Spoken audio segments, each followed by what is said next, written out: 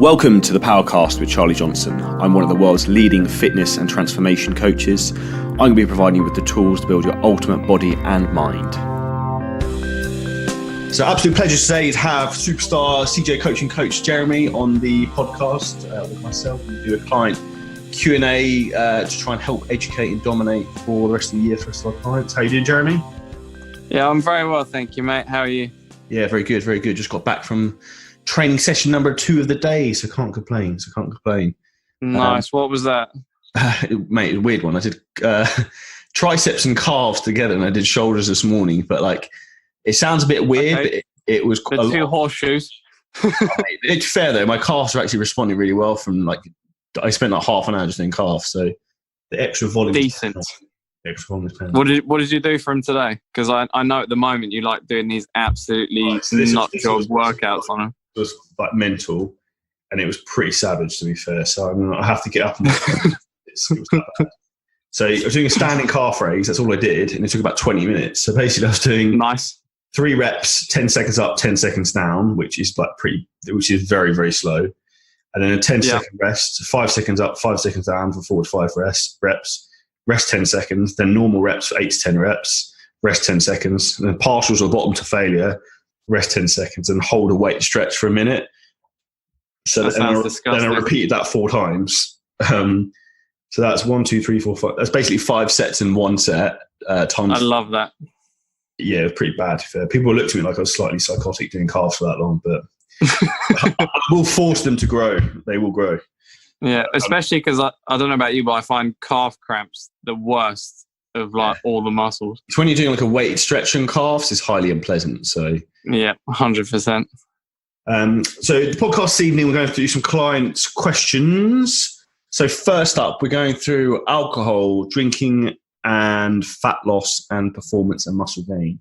So if you're serious, in my opinion, about getting the best shape of your life or building muscle or being the best you can be, I would say that if you're in particular, say for example, you just signed up for the Shred and 8 program with us, then you need to knock the alcohol on the head for just 8 weeks. 8 weeks is not a long period of your life to be cutting out alcohol.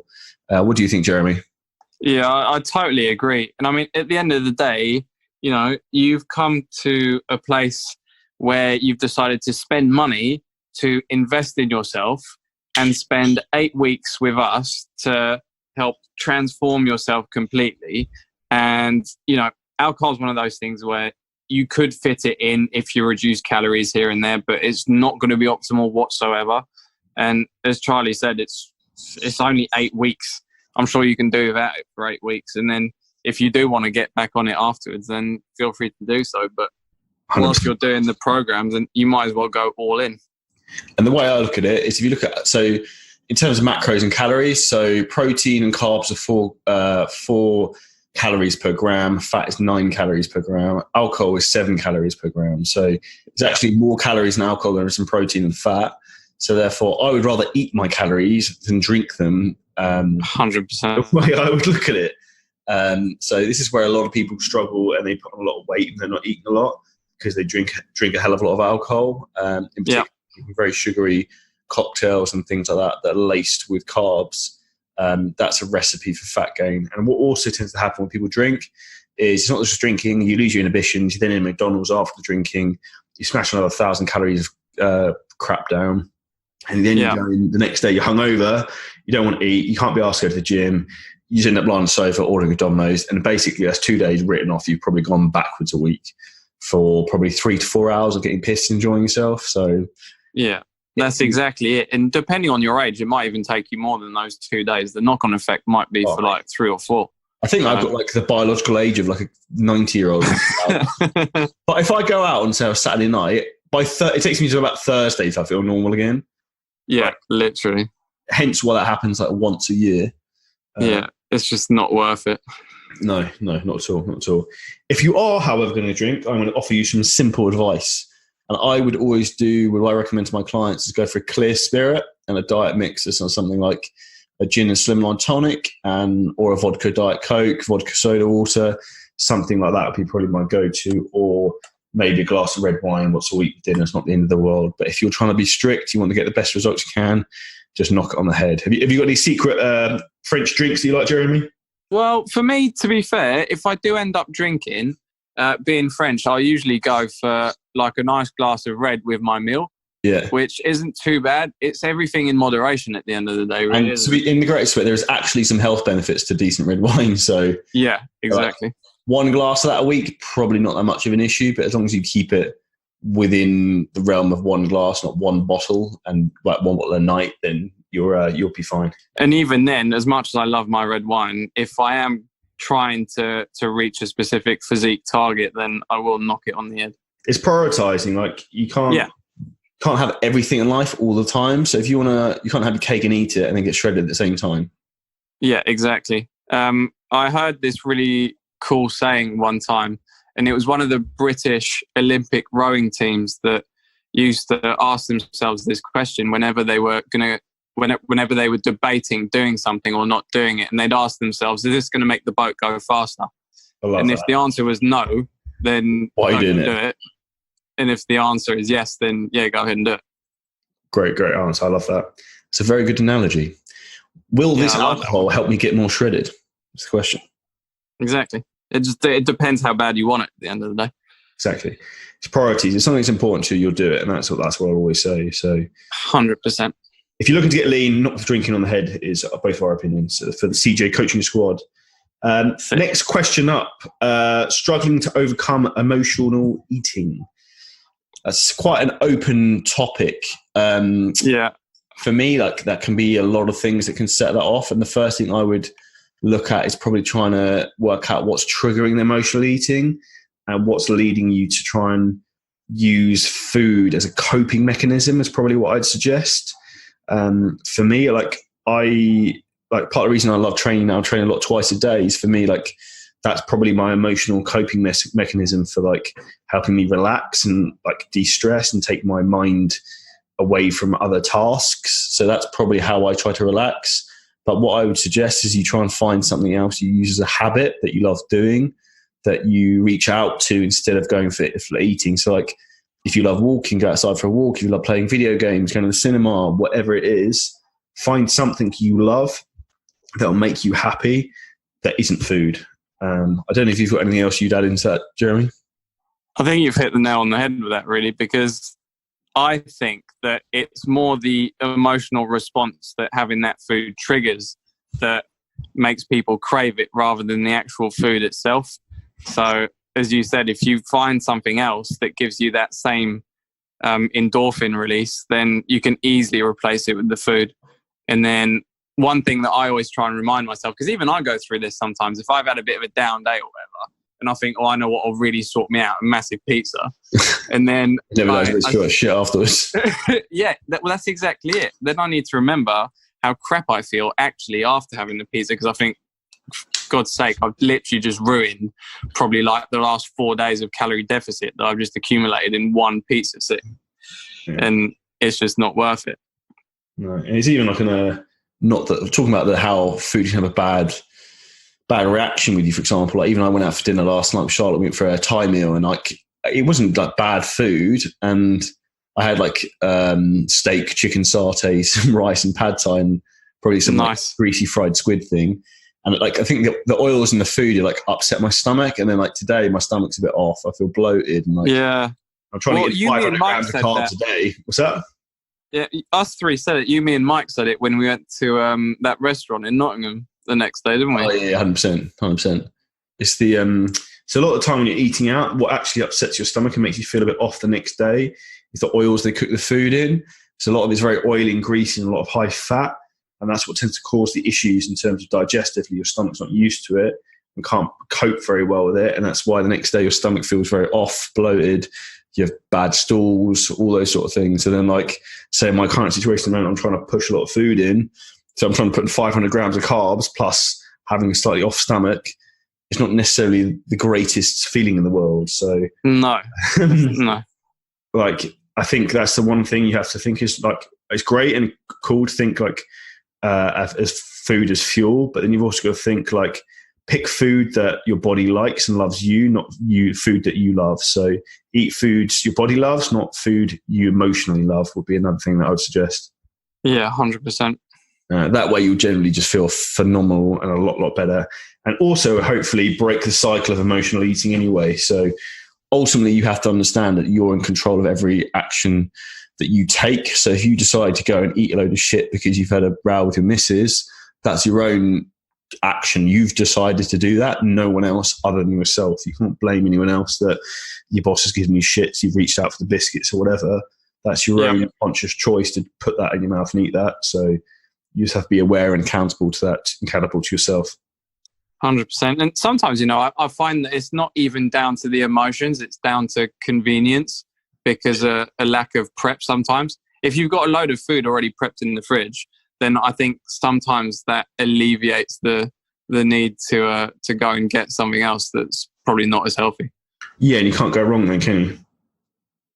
Yeah, exactly. Very, very straightforward. So that would be the tip of the day. And also, like, if you are working with us guys and you do fuck up and you end up, binge eating, or you have a bad situation or anything like that, please just be open and honest, because like myself and Jeremy, we're looking to you to communicate and pass on biofeedback from your bodies and your week and emotionally how you feel.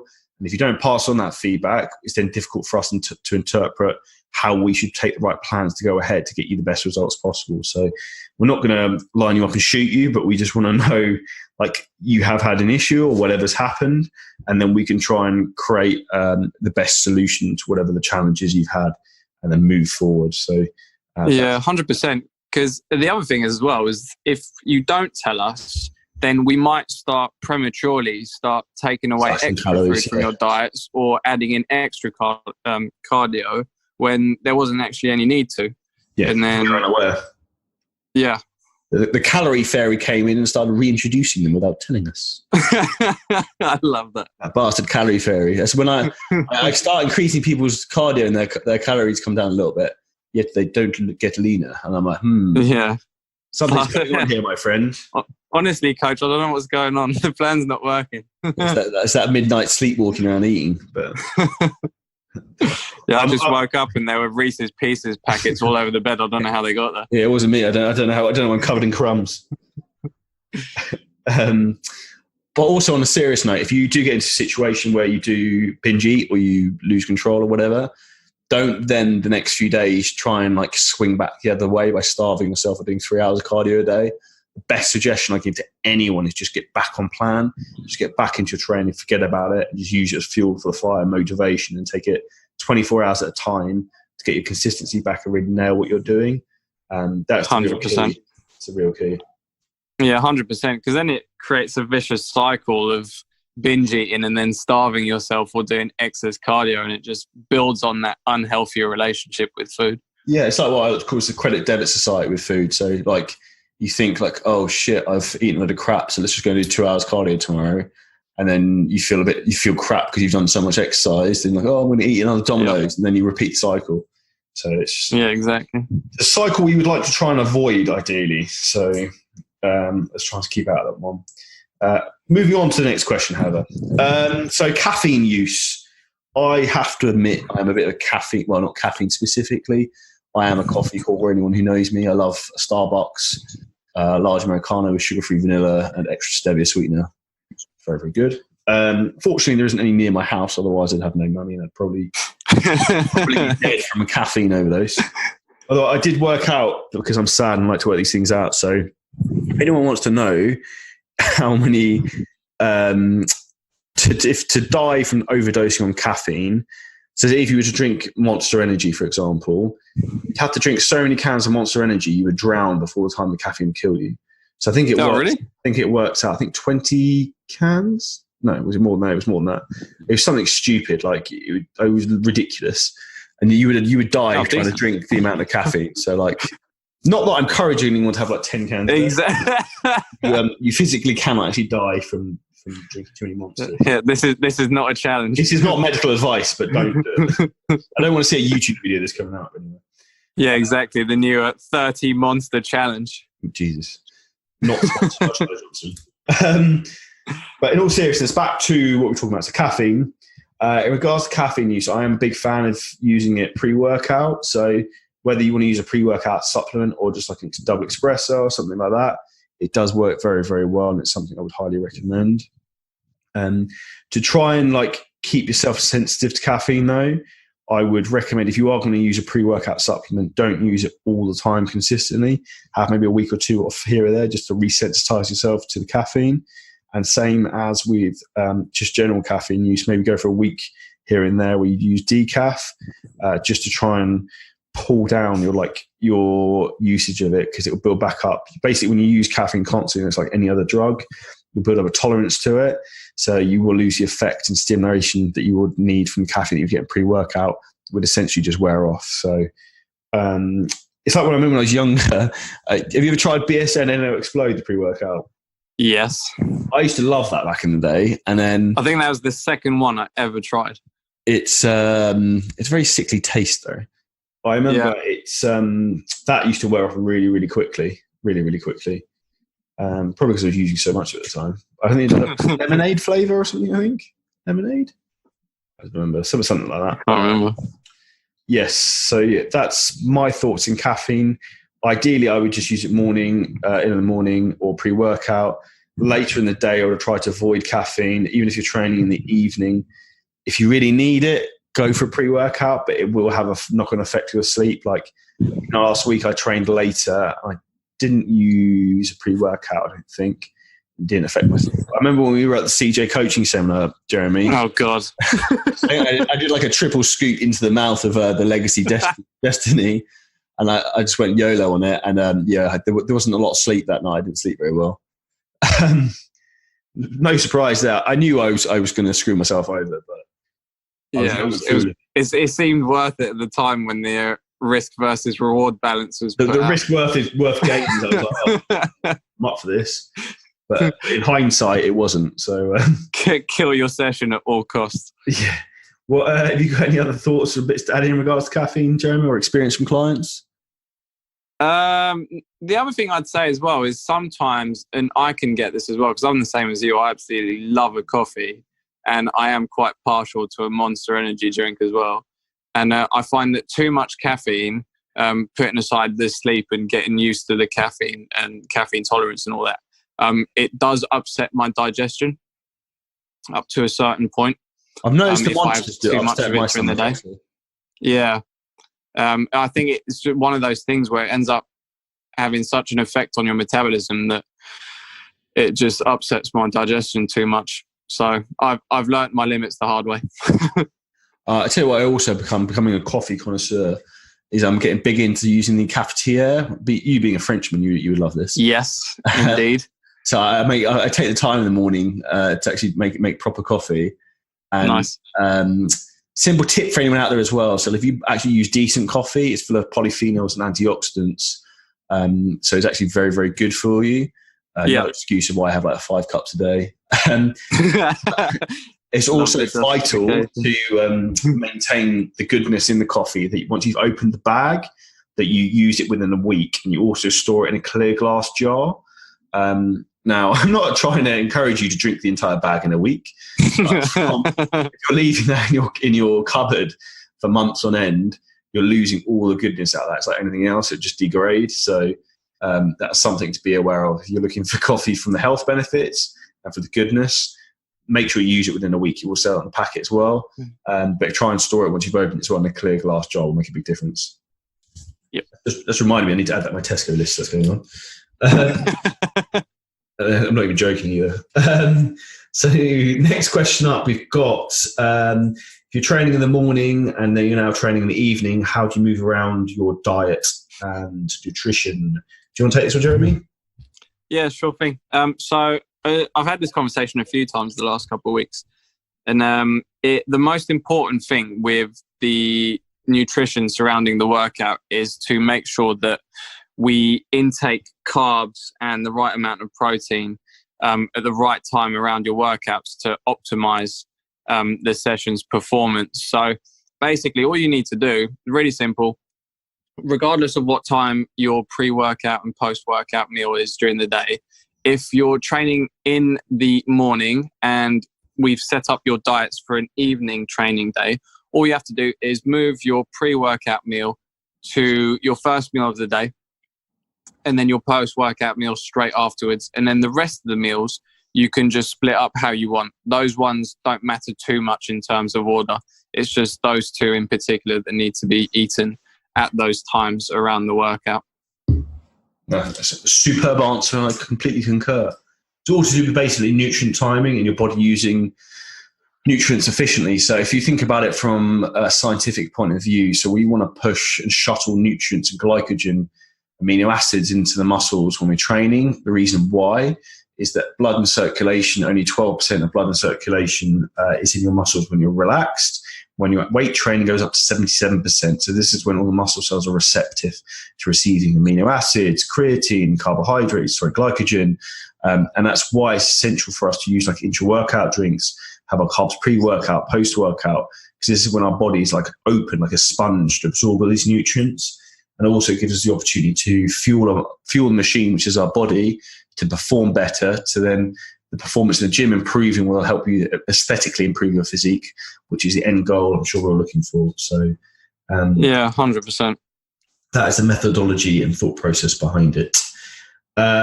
Next question was in regards to why does a very low fat diet not necessarily mean help with fat loss?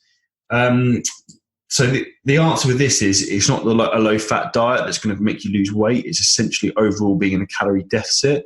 So you could have a higher fat diet, but providing you were in a calorie deficit, you would get leaner and lose weight. So there's no specific reason why having a lower fat diet would make you lose weight. It's the calories being lower that will make you lose weight. There's a lot of misconceptions in regards to what's put out from the information by mainstream media. Like you used to get the Atkins diet, which is a high fat diet, and then I think, is it called the South Beach diet or whatever? It was like a low carb one, but whatever's a fad in the news at the time gets pushed very heavily. And generally overall, all of these diets just are the principle of calorie deficit. So what myself and Jeremy both preach from experience, having transformed thousands of people and also our own physiques and our own anecdotal evidence, is using a nutrient timing approach. So as we've already discussed in the previous question, using carbs around the workout, but then also being in a calorie deficit is the best way to drive fat loss and also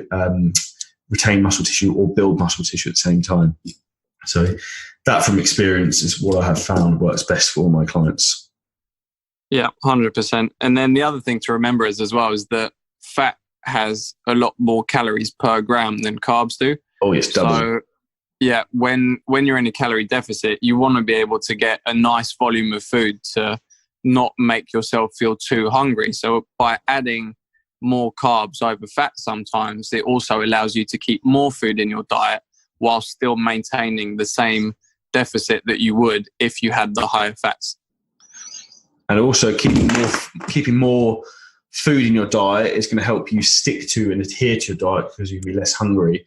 And as we know, 100%. The main key ingredient for you getting success is consistency, and consistency will come from adherence, being able to stick to the diet because it's sustainable. So the big thing, a lot of people who come to us say, want to basically go all guns blazing from the outset. They want to be low calorie, they want to do cardio every day. It's whoa, you need to slow down. You want to get the most results from the least amount of work, because we will increase the workload as we go, as your body adapts and gets used to what it's doing. So you can't go in and use all the weapons in your arsenal at the start. We slowly bring out the big guns as progress slows down, like cardio or carb cycling more heavily, or refeed days, and all these bits and pieces. If you use all of these tools from the very start, if you go in, for example, and you're a dude, you're doing 1,500 calories a day, an hour's cardio from the start, you'll drop a lot of weight very quickly first 3 weeks, but then after 3 weeks it'll stop. And then what do? Do you do 2 hours cardio? Yep. Do you do 1,000 calories a day diet?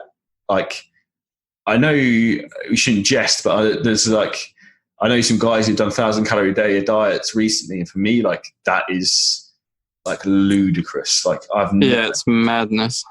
I've never ever taken anyone anything near like that, and that for me is what diet is in the first 3 letters die means. It's you're causing a metabolic shitstorm. So if anyone ever suggests you go down to 1,000 calories a day, and particularly a dude, that's madness. So be wary. That will not be something that either of us will ever say. So No, for us, exactly. like, it's health and longevity is first, and results are second. So it's just 100%. Be wary, because you'll be the same as me, Jeremy. You hear some shocking stuff that goes on, unfortunately, sometimes. Yeah, no, exactly. And then it's just a recipe for having the most horrific rebound as soon as you finish the diet, because you think, I'm craving all these foods. My stomach feels like a bottomless pit that can eat everything. You eat everything in sight, and then within under a week, you're back to where you started from 8 weeks ago. Yeah, and mentally you're completely scarred, like, from the whole experience. Yeah, exactly. There we go. I think that's pretty much it in regards to all the questions. We're going about half an hour or so. Have you got anything else you'd like to add into this, Jeremy? No, I was trying to have a little scroll through to see whether there was anything other that was quite common that pops up, but I think for now... One thing that I'd like to add into it, I think, would be talking about training intensity.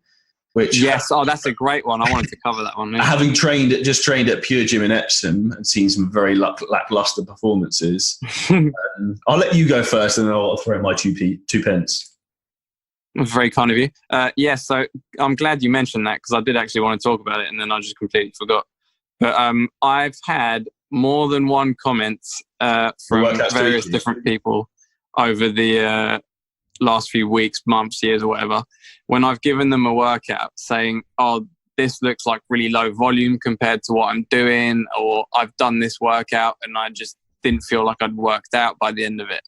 But the workouts that I tend to hand out are workouts that I've either done myself or I am currently doing myself. And I can promise you that the problem isn't the workouts, it will be the intensity that you're using, because if you use the correct intensity, I promise you can feel like you want to finish your workout after the first set of exercises, like the first one or two.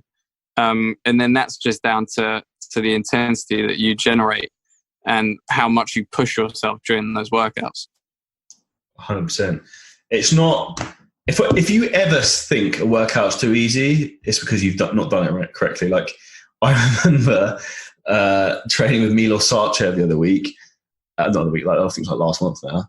And I was literally like dying under a bar, and he was like shouting at me, like, make it harder, Charlie. Like, you can make an exercise very, very difficult if you want it to be. You just 100%. Have to have the mindset that, like, you don't want to think about how easy you can make this movement. Think about how difficult you can make this movement. The harder you're going to make something, the better it's going to work for your... It's more to make your muscles work, and the better adaptive response your body will produce from trying to cope with the shock and awe you're trying to put through, if that makes sense. Yeah, 100%. There is no such thing as an easy exercise. No. Like bodyweight squats, you'd think is quite easy, but if you try and hold a bodyweight squat for a minute at the bottom, it's hard. Yeah, 100%. Like, I'll be shaking like a madman. Yeah, you can make anything difficult. The other thing I'd also add into that is, like, think about contractions and what you're doing. So, like, if you can't contract, like, I can contract everything just sitting here and make it cramp. You can't get a muscle just contract body weight, like doing a calf raise standing, then you don't really have the right to be using it with a weight. So you need to make sure that you can actually move your body correctly and get muscles to fire and have that intention with what you're doing. And then what I would also like you to think about is keeping tension on the muscle you're trying to train all the time. So think about what you're trying to do and be consciously present. Don't be sitting there between sets fucking around on your phone, texting your mates, sliding in people's DMs and Instagram. Be conscious of what you're there to do and what you're trying to do with each rep, each set, and try and stimulate that specific muscle group. And I promise you will make so much more progress. Like myself, like, I'm basically, like, it sounds a bit crazy because I was on a fairly high level PT. I don't mean that in an arrogant way. I'm getting people to train me now because, like, I'm trying to push myself as hard as I physically can, because I know that, like, I can't, like, if there isn't someone on my back pushing me, I'll leave 5 to 10% in the tank, and I have the ability to, like, go all the way. But I know that if there's someone on me, like, I can go further. So just take that from me. Like, if you want to get the best results, push yourself as hard as you physically can, and you'll progress so much further. So much further. Yeah, 100%. I mean, if you take a look at all the top level athletes, they all have someone in their corner pushing them. Every single one of them. Tiger Woods got a trainer. He's not bad at golf. Yeah, exactly. He won a few tournaments once, I think. Yeah. I jest. So even if you don't want to hire a PT, go and work out with a friend.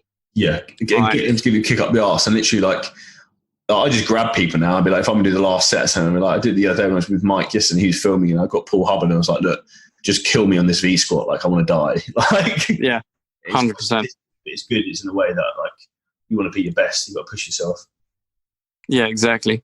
And it's one of those things where no matter how hard you think you push yourself, having someone else there that's telling you to man the fuck up and sort your life out just unleashes another level. Yeah, and there's always top gear. Always. But I think that's a very good point to wrap up, because I think it's the most important thing that anyone can take home from this podcast. So if you're getting out there to train today, tomorrow, whenever it is, tag myself and Jeremy in some fucking intense sets, and we'll share them. So I want to see some crazy stuff going on, clients, everyone who's listening to this. Show us what you're made of. And I'll tell you what, whoever tags me in the best intense set this week from this podcast going live, I'll send them a Cocoa Pop Pump t-shirt. So there you go. There's a little competition. So I want to see some crazy 100%. Love that. We want to see the most agonizing workout faces possible. Yeah, within the realm of decent form. I don't want to see anyone die. But so if we feel like we can feel your pain watching these videos, then that's what you want to aim for. Yeah, take myself and Jeremy. But we'll wrap this up here, though. So we're going to do this as a monthly Q&A, just trying again to provide more value to you guys and try and be more on point with what we do. If you've got any questions, by all means, drop us, either of us, a DM on Instagram. So I'm Charlie Charge of Fitness, and obviously Jeremy's Custom Physique. If you'd like to work with either, drop us obviously a message, and I hope you will have a wonderful day and keep crushing your training. And Jeremy, absolute pleasure as always. Always, mate. Thank you for having me on.